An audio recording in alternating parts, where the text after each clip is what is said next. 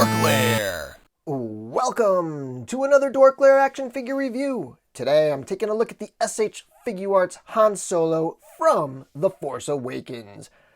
This one just released. I actually just got it today, and I think I am one of the first people to have it. It came in the wave with the Crait Luke, and I have that one as well. I'll actually show it in the comparison photos. It's great, but this figure is next level. Just look at that likeness. I'm so blown away by this portrait on this figure. It's just so good. And it doesn't come with much, but in general, the figure is just, it's outstanding. It's an outstanding figure, even though it just literally just comes with a blaster and like two hands. But yeah, so awesome release. Let's get into this review. So Han Solo comes in the standard packaging. It's got sort of a red scheme going on here. Got that kind of sequel era look to the package. Got a picture of the figure on the side, picture of the figure on the back, a couple other. You got that scene where he no-looks the shot on the Stormtrooper. But yeah, there's the packaging. Pretty standard stuff. All right, so getting a look at the sculpt, paint, and details on Han Solo. The face sculpt is, like I said, it's just incredible. I mean, I don't really see anything wrong with it. I do see a little shadow on the nose that I think is like a weird paint application that's supposed to create shadow, but it can look a little weird from certain angles. But other than that, wow, this is awesome. Really nicely detailed hair, too. But, man, that is Harrison Ford, if I have ever seen him. And then, like, the way they've done the stubble and the flesh tone and the skin, right down into the neck, it's just so lifelike. It's really nice. And they didn't really, like, use a scene-specific face. They went with a fairly neutral face, which I like. Because when we get into the Luke figure, if I do a review on that, you'll see that there's something about the likeness that's weird, and I think it's because they're going for a certain scene. But here's the jacket. Looks great. Tons of sculpted details. You've got those little, I don't even know what those are. I've seen them in like a million Star Wars movies, but someone let me know in the comments what those are. Little canisters. Are they his pens? But yeah, the jacket's great.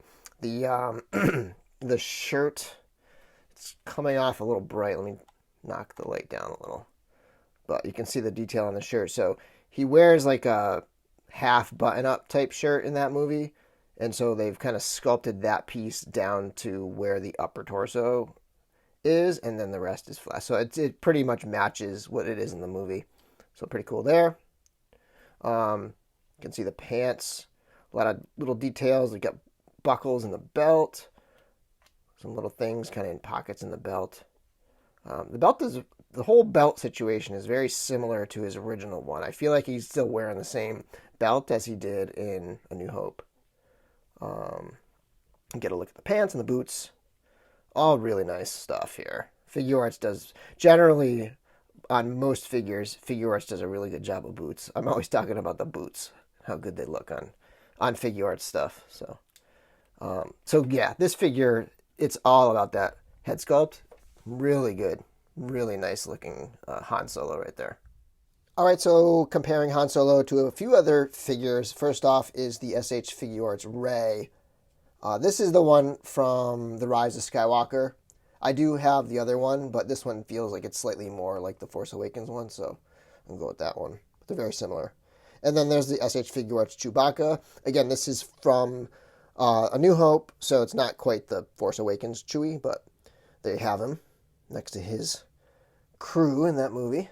And then bringing in some Ben Solo Kylo Ren figures. That's the new one. That's from The Rise of Skywalker. And then this is the Force Awakens Kylo right here with a Black Series cloak on there. And then here he is next to the new Luke Skywalker, Crait Luke. And here he is next to SH Figuarts A New Hope Han Solo. And then here he is with a couple Black Series figures. So here's the Poe Dameron from The Force Awakens and Maz Kanata from The Force Awakens. And if you don't have that Maz, I would suggest getting it. That's an awesome figure, and it's like $5 right now. Like, that's a no-brainer. Pick that figure up. As for accessories, he comes with very little. So the main thing he comes with is his blaster, and there's really not much paint going on here. The handle is painted, but that's about it. I mean, it's nicely sculpted, and it feels like it's a nice plastic, but it really is it's underpainted, and every once in a while they just release a figure where like they don't really paint the weapon. You know, when you compare this to the Rise of Skywalker Sith Trooper, which has like these really detailed painted weapons, it's kind of unfortunate. So I wish they would paint them, but I'll take that trade-off for that incredible head sculpt any day. So he comes with an empty holster, and the holsters peg into the leg. So that goes in right here on the side. It kind of goes through the strap and then into a peg hole in his leg.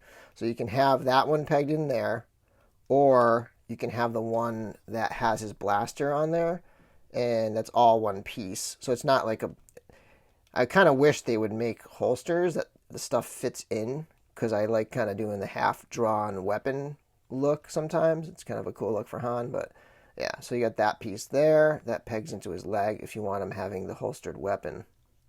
And that's it for accessories. And then he comes with a couple hands.